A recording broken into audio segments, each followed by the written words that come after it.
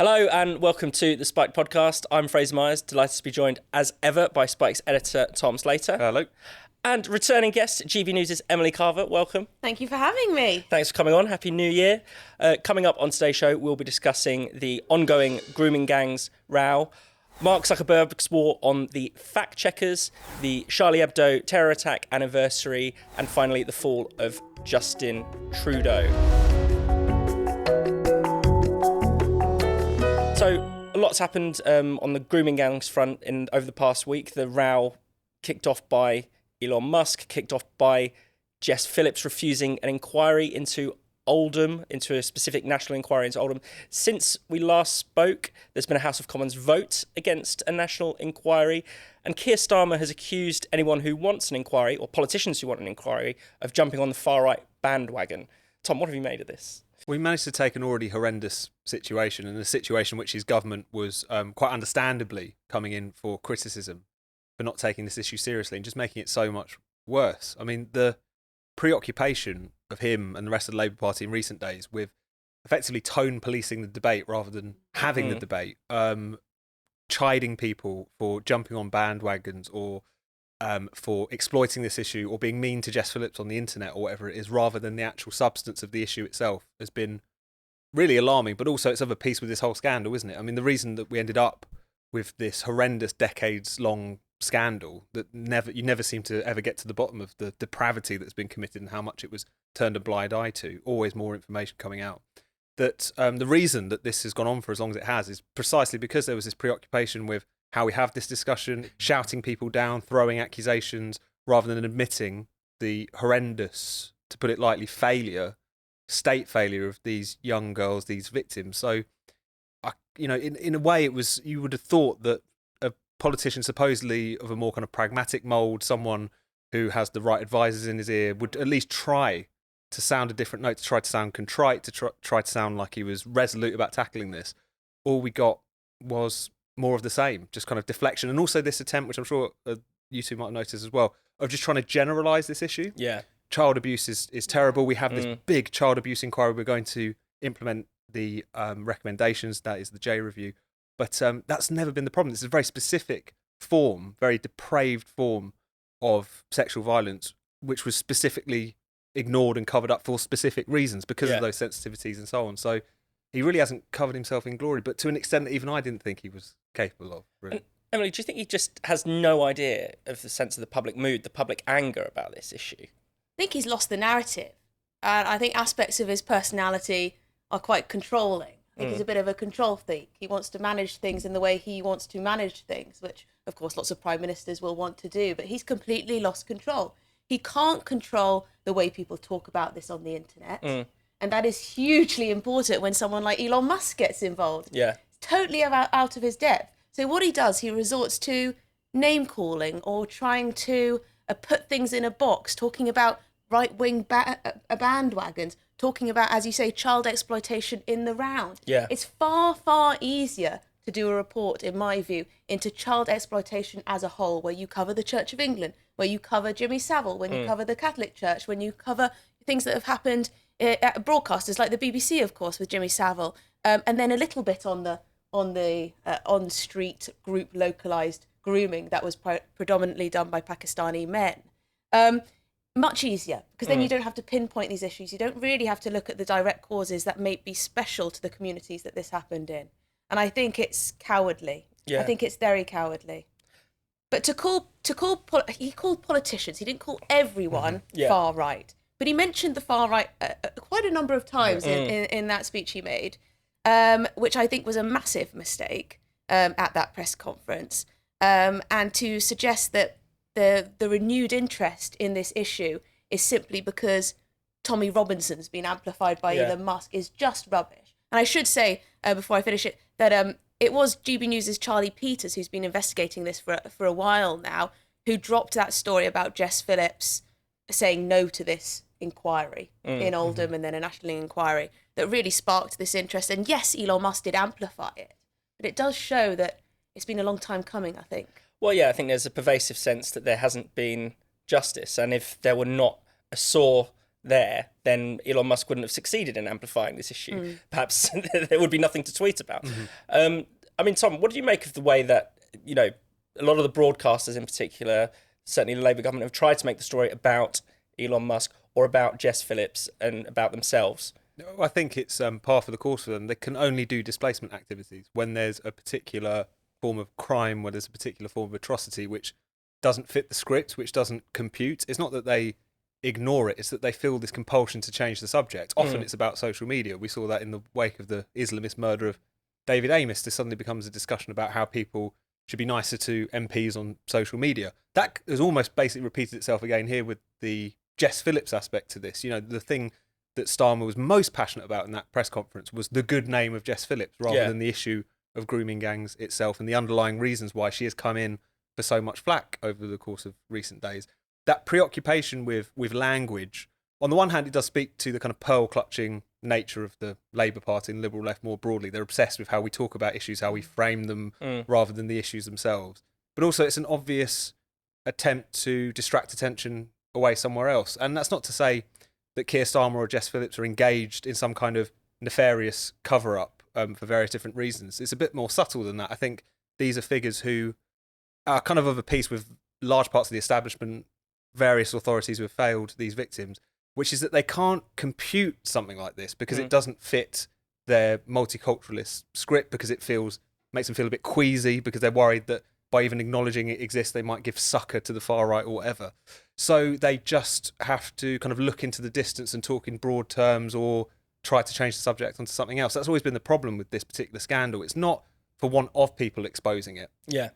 This has been a debate which was first really brought to the public eye by Anne Cry back in the early 2000s. I mean, she was shouted down for doing so, the Labour MP who talked about grooming gangs operating in their own constituency.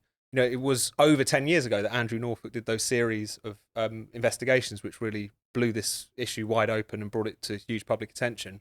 And periodically, whenever a new grooming gang was exposed, it's not as if the BBC or Channel 4 wouldn't cover it. It would just have no consequence. Yeah. There would be no proper discussion. It was just something which would, at most, kind of lead to 24 hours of chatter, and then people would go back to their usual debates about. Yeah, I mean, compare it to Partygate. Yeah. It just rolled on and on and on and on, and there were consequences. Yeah. Whereas grooming gangs, yes, it can spike up in the media when there's a great investigation in one of the papers or when a journalist does some good work on it. But then it seems to simmer down. And this, I imagine, is probably the longest it's been back-to-back in the news for. And yes, it's centred around Elon Musk and Jess Phillips. I think it was quite extraordinary. I think it was the day before yesterday that at exactly the same time in the evening, 4 separate, almost identical interviews landed on the television, on ITV News, BBC Newsnight, Sky News and Channel 4, all with Jess Phillips, all with highly sympathetic female interviewers. And I just thought, here we go. You know, all the broadcasters who are sympathetic to Jess Phillips are going to come in and make her the victim in this story. Now, I am not saying that it's been a nice few days for Jess Phillips, and I don't think she is the devil in all of this. She's one of very many who potentially, you know, could have pointed out some of the things that were going on a little sooner, but I don't doubt that she cares extremely for women and children who are abused. I don't doubt that at all. But the way the sort of media cabal, all her mates essentially, backed her in the media when she'd been quiet for a week since the story broke, was quite interesting, as she was not really pressed on the actual issue at hand. Well, and that's the point, isn't it? She hasn't been held to account. I mean, whether her decision to not launch a national inquiry into the Oldham grooming gangs case, whether that's right or not, we almost haven't got to the bottom of, because she's not been held to account for that by the mainstream media. You know, there are questions as to why is it that this government, this Labour Party, led by a lawyer who seemingly would love an inquiry into just about everything. Yeah, he usually calls for 3 or 4 before breakfast. You know? Exactly. He used to when he was in opposition. And yet, this specifically it's outrageous to suggest such a thing. I mean, there are questions to be answered there. As you're right, Jess Phillips is not the devil, but you know, she has questions to answer. Perhaps she could explain herself. I'd like to hear her explain herself, but she's not being asked to. She's being seen as entirely as a victim. I think there is some truth to the claim that there are quite a few Labour politicians who could find themselves in trouble if there was a national inquiry. I think that's true. Councillors who've now made their way into MP positions, leaders of councils who are working as advisors now to government ministers and all of this, you know. And because the grooming gangs were in areas that were Labour controlled. Yeah. And they still exist today. So I'm told. So I think there is a possibility, can't prove it, a possibility that Labour don't want it for that reason. No, absolutely. And even though I think we all take as read the idea that, and the way in which politicians have tried to talk about the way in which other people are supposedly exploiting it or weaponising it or jumping on bandwagons or whatever, to have that conversation in the midst of this maelstrom where all of these cases are resurfacing, people are seeing the gory details afresh, that's ridiculous. But at the same time, even if you just take that argument seriously, if you're concerned about anyone exploiting, weaponising this issue, be they the Tories, the far right, whoever it is, maybe you should deal with this issue once and for all. That the silence around this, the shouting down, is precisely what allows people to jump on this, if that is indeed what you most worry about. So I think it's incredible that they've allowed this to surface in the way that it has, because it really, for a politician of any kind of sense of the mood of the country, it wouldn't have been surely that difficult to not create as much of a scandal out of this for the Labour Party if they just demonstrated that they took this issue seriously. And if they are all about just tackling it, then why not tackle it rather than, again, just kind of stare into the middle distance and talk about people being mean to each other on social media. Yeah, and Keir Starmer's left himself open to a bit of an own goal. Now Andy Burnham is making hay with this issue, coming out and suggesting that he would be for a national inquiry. Disgraceful, jumping on the far right bandwagon there. Exactly, eh? For a leading Jumping Labour on the politician. far right bandwagon. That is actually a scandalous thing to say, really, isn't it? I mean, it's even if it is just aimed at Robert Jenrick or Tory politicians, it's an outrageous smear among many in this. So, tone deaf, I think, anyway. This episode of the Spike podcast is sponsored by Shopify. Now, if those post-Christmas back-to-work blues have hit you like a truck, if you already want to break free from the rat race, then why not think about becoming your own boss? Now, I know that sounds like a lot of hard work, but trust me, there's a solution that makes it simple. And it sounds like this. Yes, that's the sound of a new sale on Shopify, the all-in-one commerce platform to start, run, and grow your own business. Whether you're selling gardening tools or antique jewels, Shopify will help you simplify your sales process and grow your business. Every day, thousands of new sellers are revolutionizing their businesses by joining Shopify. Shopify takes care of all of your sales channels, from its e-commerce platform to vital social media marketplaces on Instagram, Facebook, and TikTok. Once you get your new business up and running, Shopify makes selling easy by accepting all payment types. And if you're a free spirit and want to own your own business without sacrificing your lifestyle, then Shopify is definitely for you. Thanks to Shopify's single dashboard, you can manage orders with payments from anywhere in the world. It's the digital nomad's dream. Make 2025 the year you throw the excuses out of the window and start following your dreams. It's time to get serious about selling. This is Possibility, powered by Shopify. Sign up for a £1 per month trial period at shopify.co.uk/spiked today. Go to shopify.co.uk/spiked to take your business to the next level. That's shopify.co.uk/spiked. So let's move on to talk about Mark Zuckerberg. He has made an announcement that Meta will be retiring its independent fact checkers to be replaced with community notes. So this will be rolled out on Facebook, Instagram, and Threads. Tom, there's been a bit of a panic about this. I think it's fair to say that, we're now hurtling into an age of unbridled untruths. Yeah. What do you make of it? Well, it's so revealing, isn't it, about what fact-checking meant in the first place. The fact that it's primarily Labour politicians, the members of the kind of liberal left, great and good, who are paralysed with fear about this, is not because these people are really committed to the pursuit of truth and reason at a fundamental level. It's because they recognise, whether they want to admit it or not, that this whole enterprise of tackling misinformation, of the rise of the fact-checkers, the demands that social media companies basically play the role of Ministry of Truth because their users are too gullible and need to be policed in that respect. It's always been a way of enforcing political conformity. It generally only ever went in one direction. Anything that was a bit against the grain, that was a bit anti-establishment, anything that was also an uncomfortable truth was often policed, whether that was in relation to COVID, whether that was in relation to the lab leak, which whilst not proven is certainly very plausible, unlike what the fact checkers originally said about that particular story, or the fact that, up until quite recently, many of these platforms were basically compelling people to speak misinformation, because if they misgendered someone, they could have their account suspended permanently. So it's one of those things where the politicized nature of the war on misinformation has been so brutally exposed by all of this.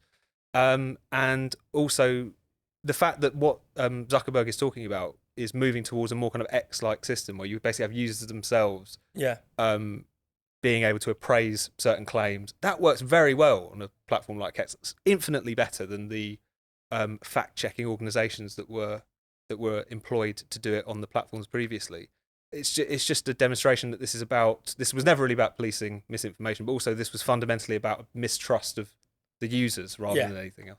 And, the fact that the mis and disinformation panic stems directly from 2016, from the votes for Brexit and Trump. And you can tell that. You can do one of those Google Ngram searches, which is where you can find out how often, it's basically, you can generate a graph and see how often people use a certain word in the media and on websites and stuff. It explodes. The words mis and disinformation basically not used at all in public life before 2016. Suddenly, Trump, Brexit, they have a culprit, It's because people were misinformed. It's because people don't know what, people were lied to. Yeah. People are, heaven forbid, people are talking nonsense on the internet. I mean, as if that had never happened before. This, this crazy, this entirely new phenomenon. But now it's dangerous. Exactly. It's dangerous. And then with COVID, it became deadly. Yes. To say the wrong thing about COVID, you're literally killing people with your words. I mean, Emily, It shows how superficial it all was. It wasn't Mark Zuckerberg thinking that this is really important, that we fact check and make sure there's no misinformation for the benefit of humankind.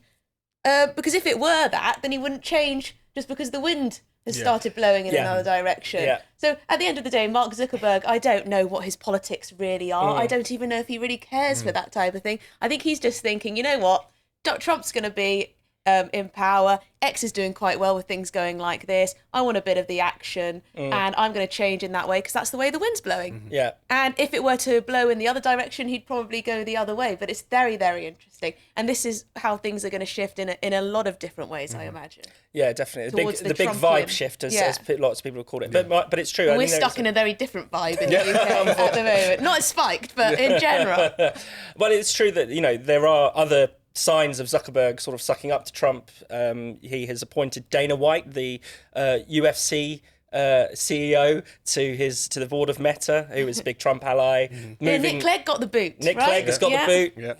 Yeah. Good riddance. He's going to get Hulk Hogan as head of trust and safety or something. That'll be the next move. But he's given an enormous amount of money to Trump's inauguration. So there is so funny. a slightly, although it's good news that we're going to have a bit more freedom of speech on Meta. There is a slightly unseemly doffing of the cap to the new, centre of power. Yeah, I mean, and that was always the story with big tech censorship. So, definitely where Meta and Zuckerberg was concerned, because there was this kind of sense that what was going on with a lot of this speech policing was that you had Mark Zuckerberg and this kind of handful of oligarchs who were imposing their ideology on the masses. I think that's certainly true of certain people who worked at these platforms, but a lot of the time it was in response to the hysteria of Democratic politicians, the New York Times, and he was just kind of slowly harangued into tightening up his policies. It wasn't even that long ago that he was trying to hold on to this idea that we shouldn't police speech, not out of any real principled position, but because I think he realised that if Facebook becomes the Ministry of Truth, that's just going to be both an impossible and a thankless task. Yeah. So he was kind of dragged kicking and screaming towards the situation, and now that he's gone out, I think he's been quite willing to take it. There is, of course, the political environment. It is fair to say that both Democrats and Republicans in recent years have been calling on the big tech giants to either be regulated or to be broken up if they don't get their house in order. For the Democrats, that was censoring more. For the Republicans, it tended to be censoring less, but nevertheless, that's how it's panned out. But I think the vibe shift thing is also real. I think there's an element of these companies recognising that, first of all, they don't have to deal with this kind of hornet's nest anymore because through the re-election of Trump and through the culture shifting, there's a kind of recognition that this was never a bottom-up demand from our users. This is something that was very much coming from the top.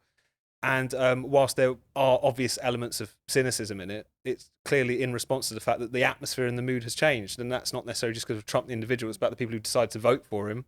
And it's about the fact that ordinary people have demanded this change in a sense. But it is a reminder, though, that we are when we're talking about online free speech, we are basically subject to the sort of whims of billionaires still. Yeah. Who owns what platform at what particular time, and what political party are they looking to curry favour with? It's not an ideal situation, but I don't think we can count out the role that users and ordinary people have played in kind of starting to turn the tanker ship around a little bit. Definitely, and it's a step in the right direction, and it is worth just recalling how censorious, say, Twitter was before Elon Musk, or Facebook has been until recently. I mean, you mentioned, Tom, banning gender-critical feminists. I mean, Facebook has explicitly, or Meta has explicitly said you're now allowed to call transgender people mentally ill. I don't know why that specifically is considered to be so important say, but you are allowed to say it now. No, because when I was listening to what Mark Zuckerberg, his little announcement, the two things I heard were immigration and gender, as if suddenly, I don't know, the whole world has decided that those two issues you can have a disagreement they weren't important about. Before. I mean, it's so utterly bizarre, isn't it? The way he just, speaks. But I guess he's a tech head. Yeah. So there you go. Perhaps a bit of an odd bloke, but I think. I like his new look. I don't know what you make. You like his new look, the do you? Gen Z Gen Z. look. Yeah, he's a cool dude. He's a cool dude. But yeah, I mean, I worry what this means for us here, because I imagine Keir Starmer and his cabinet are very worried indeed about the power that X in particular is having right now, and the speed at which the national debate is changing and going against him and his way of doing things. Will there be an attempt to clamp down, or will that just look ridiculous when everything's changing so dramatically in the States? Will he hold off? I don't know. Yeah. This episode is also sponsored by AG1. Now, if you're anything like me, you've probably lost count of all of those New Year's resolutions that you've made and broken over the years. Usually mine go out the window by February. This year, I haven't bothered. I don't need to make a New Year's resolution because I know that I can take care of my health goals with one very easy step each day. To meet my health goals with zero effort, I drink AG1 before breakfast every morning. Just one scoop in a glass of water is packed with all the vitamins, minerals, and gut-friendly bacteria I need to kickstart my day. Since I've started regularly drinking AG1, I've noticed a ton of benefits. I've got more energy, a better immune system, and even clearer skin. It's no surprise that I feel so much better thanks to AG1. There's a highly knowledgeable team of scientists behind my morning scoop, with more than a century of combined experience from fields like genetics, biochemistry, and preventative and regenerative medicine. If you want to make 2025 a little better than 2024, there's no better place to start than with AG1. It really is one of the easiest and best things I've done for my health. And with a 30-day supply delivered straight to your door every month, it's basically impossible to run out or forget to take your scoop. Want to give it a shot? If you want to support your health now and in the long run, start with AG1. Subscribe now and get a free bottle of vitamin D and 5 free AG1 travel packs with your first subscription. Just go to drinkag1.com/spiked. That's drinkag1.com/spiked. Check it out. So it's been 10 years since the appalling terror attack on Charlie Hebdo, the French left-wing satirical magazine. 12 people were gunned down by Islamists. 8 of them on the editorial staff of Charlie Hebdo. Tom and I actually went to meet the editor-in-chief, Gerard Biard. There's a video interview of that, so do check that out after this. But Tom, what do you think we've learned from 10 years on from this massacre? It seemed as if in the wake of that there was an outpouring of solidarity. People were saying, "Je suis Charlie." We were going to use our free speech. We're going to without fear or favour. What's changed since then?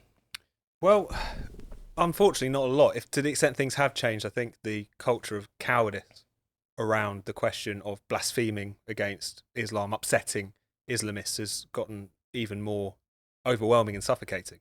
There was that, as you say, that brief flowering of the kind of Je suis Charlie movement, not just in France, but across the world. And yet, almost immediately in the wake of that, there were people who started to get a little bit uneasy. It became quite clear, I think, that for many people, the original outpouring wasn't it terrible that these people were killed, but in terms of the fundamental principle, they shared that kind of sensitivity, that fear of what actually having proper freedom of speech and actually being able to give offence to everyone, regardless of their faith or ideology, actually means. I mean, it's easy to forget now, but the amount of people who the bodies were barely cold at Charlie Hebdo, and there were people essentially condemning them. There was this constant accusations that this French left-wing anti-racist magazine were actually racist because they were obsessed with Mohammed and so on, people taking their cartoons out of context. There was the PEN America debacle where Charlie Hebdo was being given this Courage Award, and then 200 of their members, some of them very prominent authors, Michael Ondaatje and Joyce Carol Oates and others, signing this letter which essentially called Charlie Hebdo racist, which said that they were drawing these cartoons as a way of intentionally demeaning French Muslims.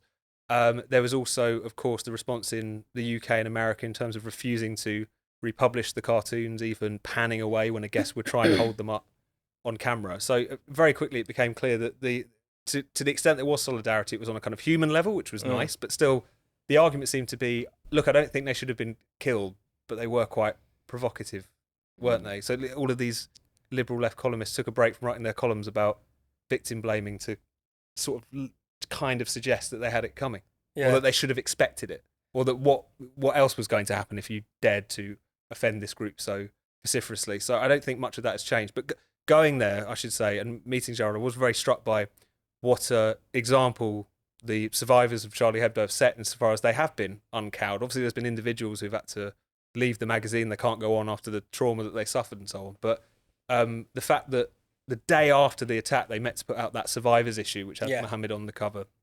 The fact that they would periodically republish the cartoons whenever someone associated with the attack would be on trial. The fact that they've got this new anniversary edition out where they had this cartoon competition on the theme of blasphemy and so on. It's just that commitment to, despite what they've been through, still continuing to properly kind of live free speech and really kind of embody that sense of we cannot give any quarter to this, was really inspiring, and I think is an example that we should follow, even if not many people are at this point. Yeah, Emily, what are your thoughts?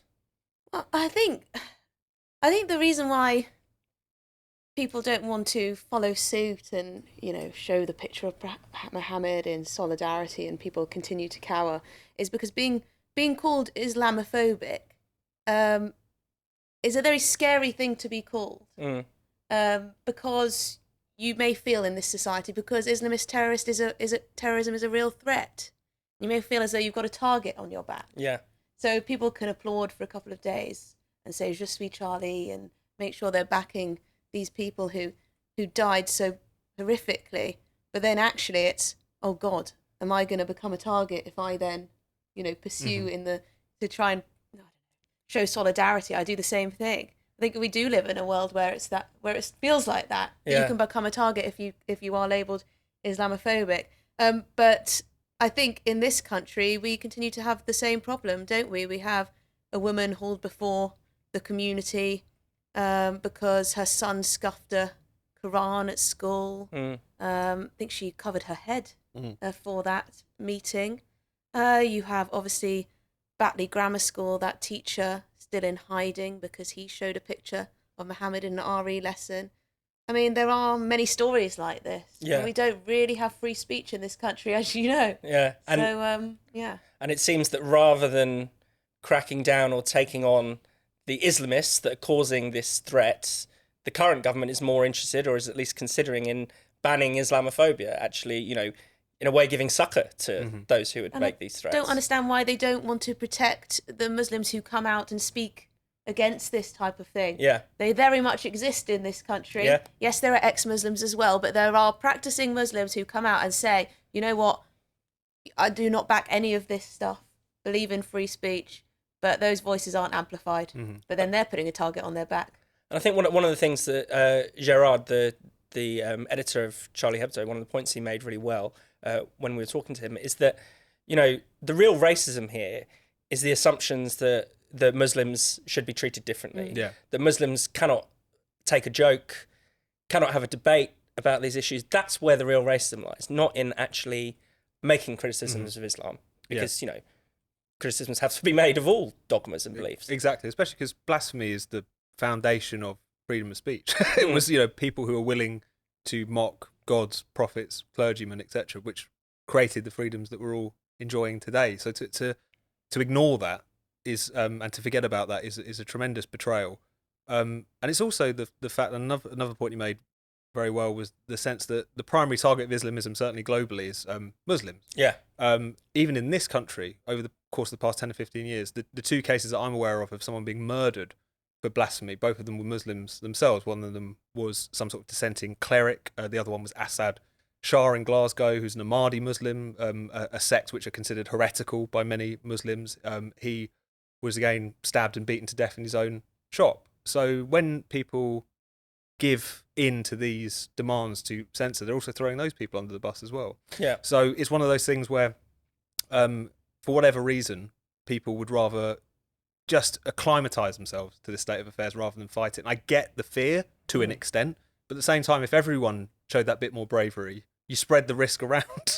And it's exactly that. And it's one of those things where the failure to do that is it's not cost free either in terms of the kind of road that we're going down as a society, in terms of our ability to speak freely, and for particularly the minority within the minority, if you like, the dissenters, the ex-Muslims, the members of smaller sects, for them to be able to go about their lives and have their own religious freedom it's incumbent upon us to push back against all of this. But again, it's only ever framed as this idea of like, why would you want to stand up for freedom of speech of Charlie Hebdo? You must be some kind of racist. It's an absurd proposition, but it's one that's just become the assumption. It's crazy, isn't it? You had people asking why the teacher at Batley Grammar, why did he need to show that picture? As if that's the issue. Yeah. As if he should have thought twice. No, he could show that if he wants. We live in the United Kingdom. Yeah.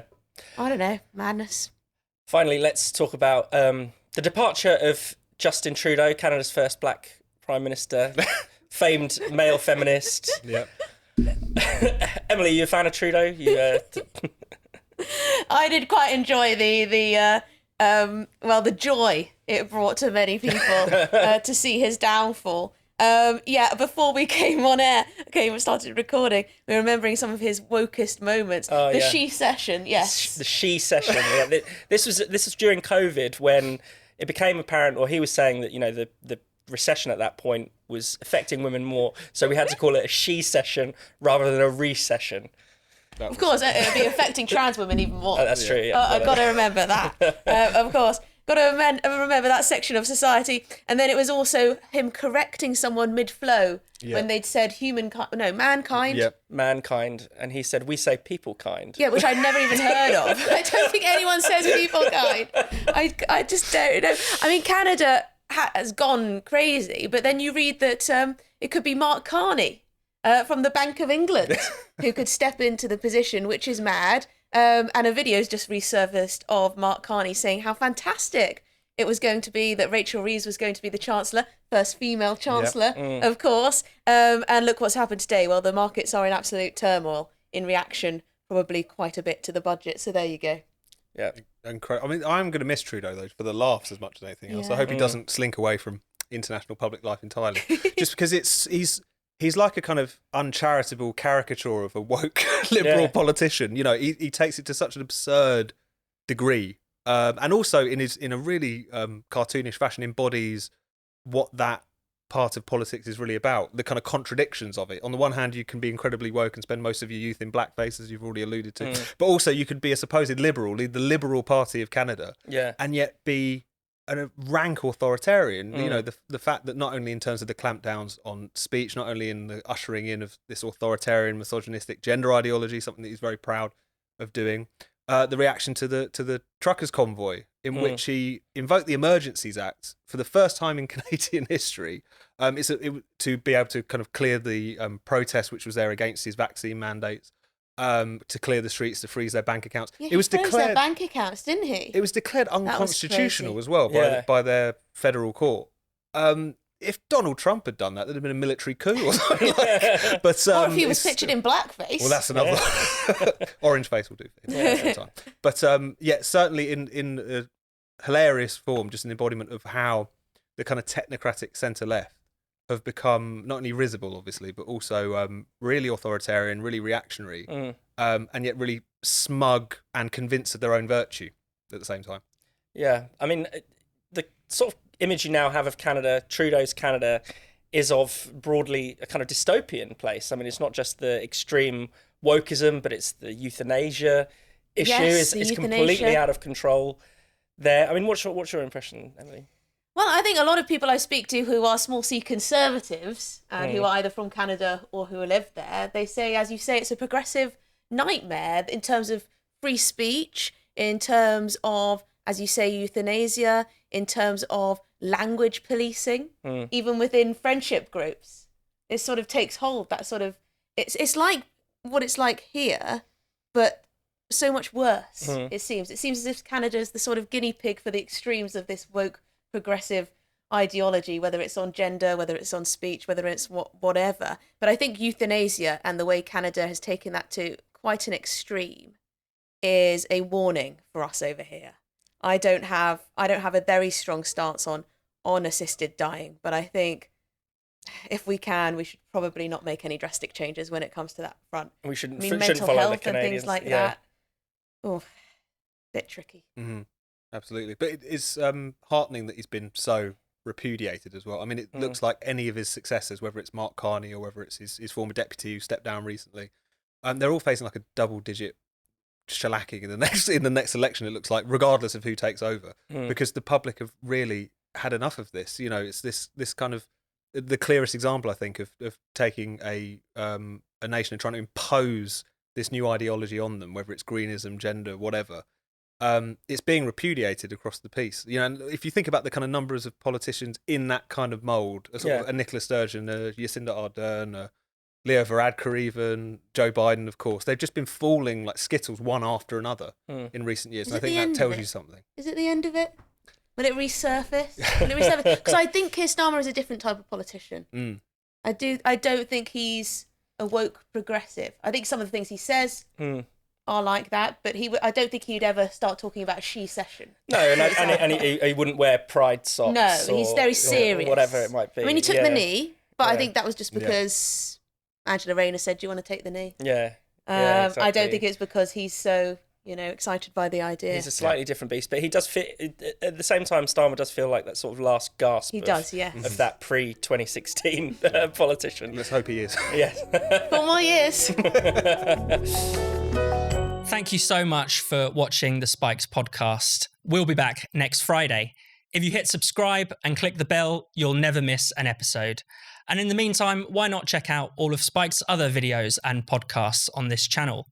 And for more Spiked content, find us at spiked-online.com.